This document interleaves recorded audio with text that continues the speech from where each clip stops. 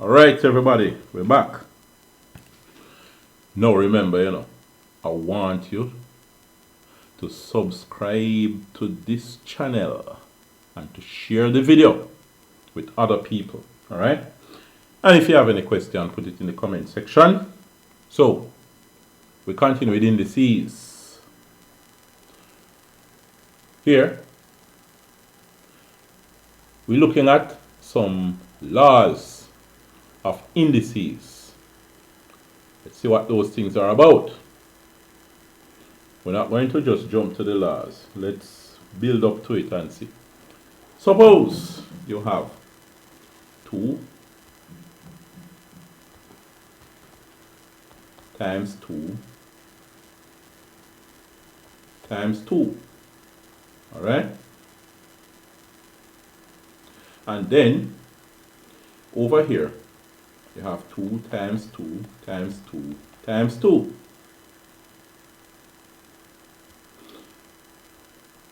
Let me use a different color over here. Yes, over here you have 2 times 2 times 2 times 2. And you here multiply these. Now, let's see something here. This would be the same as 2 raised to the power of 3. You remember that from our previous video? If you don't, you need to go back and watch it. You have 3 2's multiply each other. 3 2's lined up and multiply each other. It's repeated multiplication.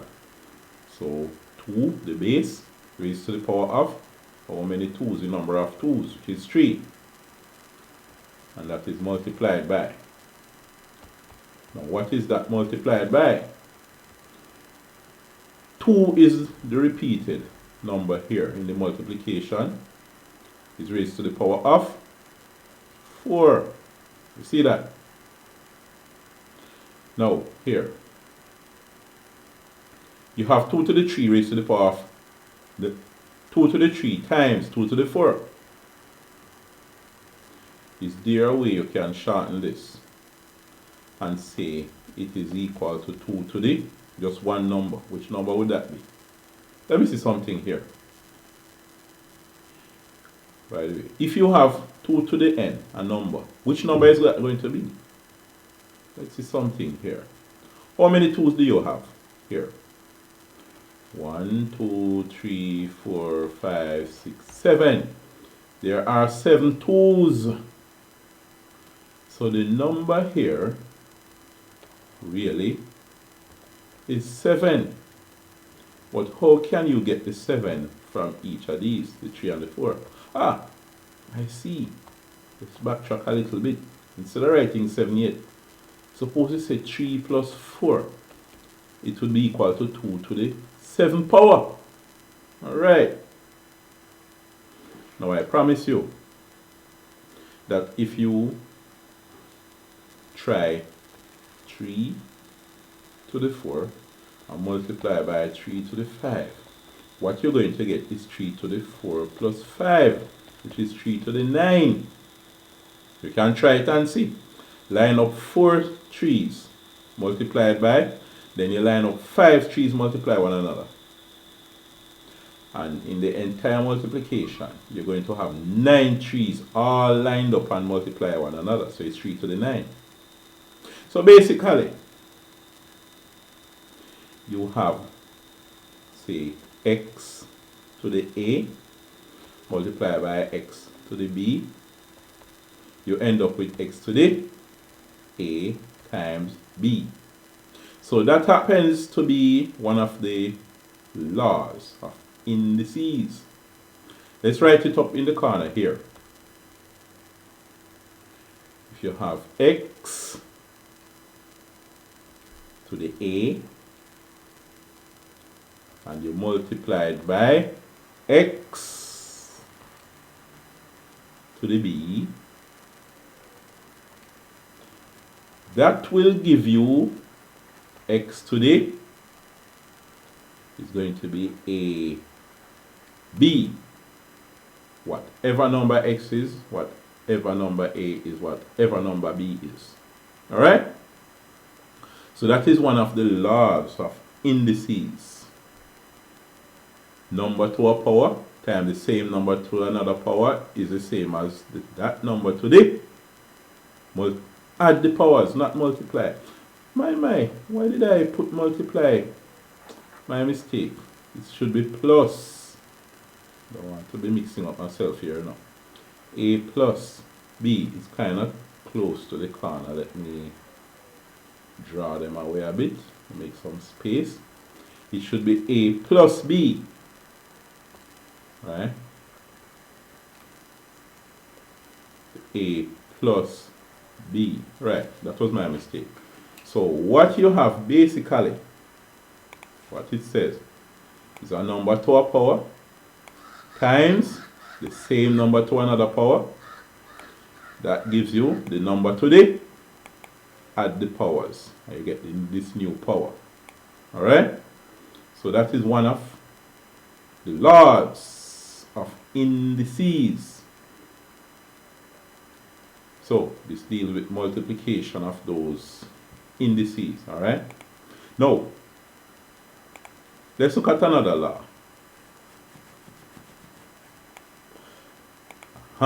Next law. Suppose now you have, let's look at what would happen if you have a division instead of multiplication. What would happen? X to the A divided by, and you have X to the B. What would happen out here? Very interesting. Let's try with some numbers and see what happens. Suppose we have, say, 5 raised to the power of 6 divided by 5 raised to the power of 4. What would happen? And by the way, this is the same as 5 raised to the power of 6. Same as writing it as 5 raised to the power of 6 over 5 raised to the power of 4. Alright? Now, what would that give us? 5 to the power of 6 is what? 5 times 5. Now remember, you have 6, 5. 1, 2, 3, 4, 5, 6. And all of them, they multiply one another. So you have 5 repeated in the multiplication. The same as 5 to the 6. 5 is the base, 6 is the index, right? And then you have 5 to the power of 4. Means you have 4 5s. And all of them multiply one another. You remember that? Make sure you remember, you know. Now, what I can do is to fill the space under these 5s. I just put 1 because they won't change anything. I just want to fill the space like a table, right? And then here, this 5 over 5, they will cancel. So this is the same as 5 over 5. Remember that when you have the expression in this form, you can separate it. This is 5 divided by 5, multiply by, instead of having 2 multiplication here, or one at the top, one at the bottom, is the same as multiplied by, like this. Multiply by what? This, 5 over 5. So, this is 5 divided by 5, 5 over 5, right? Times, and then this one now, 5 over 5, right, times, and then this one now is our 5 over 5 times, and then we have this is 5 over 1, right? It's 5 over 1, and our times, and then our next 5 over 1, right? No, 5 over 5 is 1. So this is like 1 times 5 over 5 is 1. Right? So this 5 over 5, it gives you 1. You see that? Times, and this 5 over 5 is 1. Right? Times, then this 5 cancel the 5, so you have 1. Times, 5 over 1 is what? It's 5. Times, what is 5 over 1 here? Our 5 over 1 here is what? 5. Alright. So what happened? This is 5 times 5. 5 times 5 is 5 to the power of 2. Alright. Finally, we get that. So, we found out that 5 to the 6 over 5 to the 4 is the same as 5 to the 2. Now, what can we do with that 6 and that 4 to get the 2? If we divide 6 by 4, we won't get 2. If we add 6 and 4, we won't get 2. So, we're not going to get it by saying 5 to the 6 plus 4. It's not 6 plus 4. We won't get 2 if we add them. So, if we multiply them, 6 times 4, that doesn't give us 2 either. My. Suppose we divide them, 6 over 4. That won't give us 2. Oh, we subtract 6 minus 4. And that gives us 2. So, therefore, 5 to the 6 over 5 to the 4.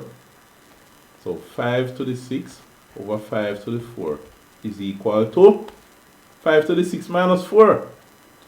5 to the 6 minus 4. Aha. Nice.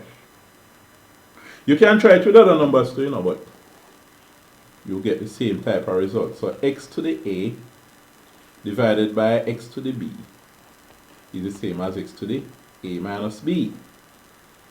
You can rewrite it and say x to the a divided by x to the b equal x to the a minus b. So let us go up here and look back at this.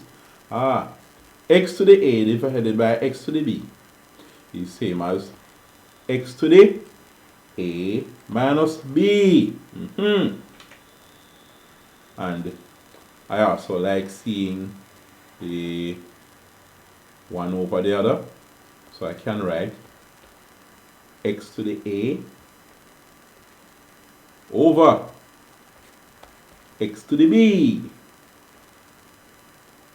Write b properly. Equals x to the what? To the a minus b. This is the same law. It's just that I write it in two different forms. One of the x to the a on the left, then the division sign, then the x to the b. It's the same thing. X to the a divided by x to the b is same as writing x to the a over x to the b. So that's our second law. When you have a number to a power divided by the same number to another power, is the same as the number to the power, the numerator power, minus the denominator power. The power up top minus the power down the bottom, right? Or if you have it in this form, the power on the left, which is the numerator, minus the power on the right, which is the denominator, a minus b. So you get that? Alright. So, that is the law of indices, dealing with division of indices.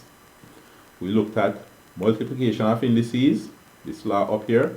We look at division of indices, this law here. We have one more to look at. Let us see, what could that one more be? Let's erase and make some space, and we see what that is about. Now, suppose instead of having x to the a times x to the b, Or instead of having x to the a divided by x to the b, suppose you have x to the a, and that now is raised to the power of b. Suppose that happen. How are you going to deal with it? In other words, what is this equal to? Interesting. Let's try with some numbers and see what happens. Suppose you have 6 raised to the power of 2, and that is now raised to the power of 3. What will that? Alright. 6 to the power of 2 means 6 times 6, right? Now that is what is raised to the power of 3. So, now, since you have this 6 times 6, you're going to have it 3 times. You have 6 times 6. The second one, 6 times 6.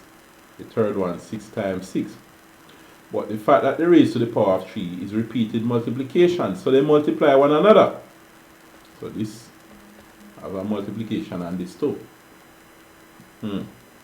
Let's put them all together. You have a repeated multiplication where 6 repeats itself. So it should be 6 raised to the power of. To the power of what? How many 6 you have? 1, 2, 3, 4, 5, 6. It's 6 to the power of 6. Alright. Now,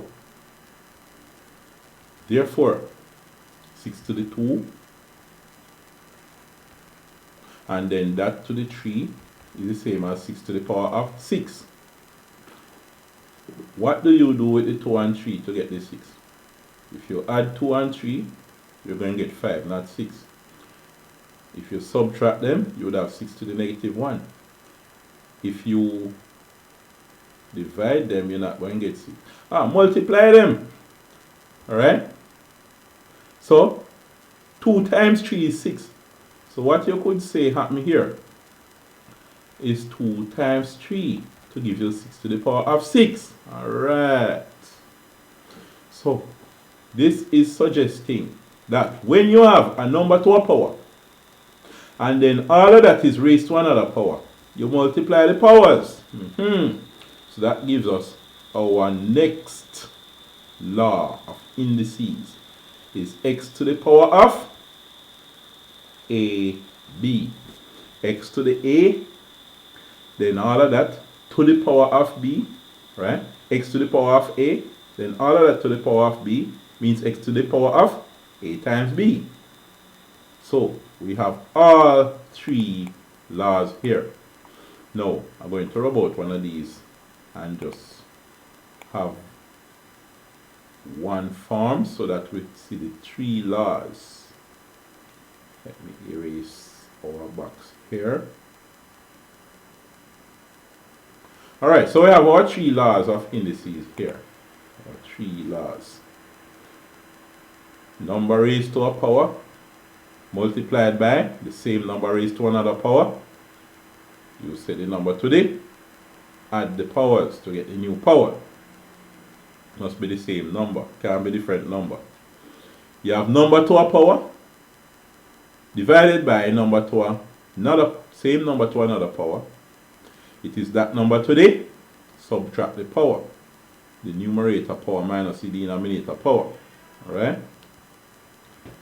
Then, a number raised to a power, and all of that is raised to another power. It is the number today, multiply the powers. So there we have our 3 laws of indices.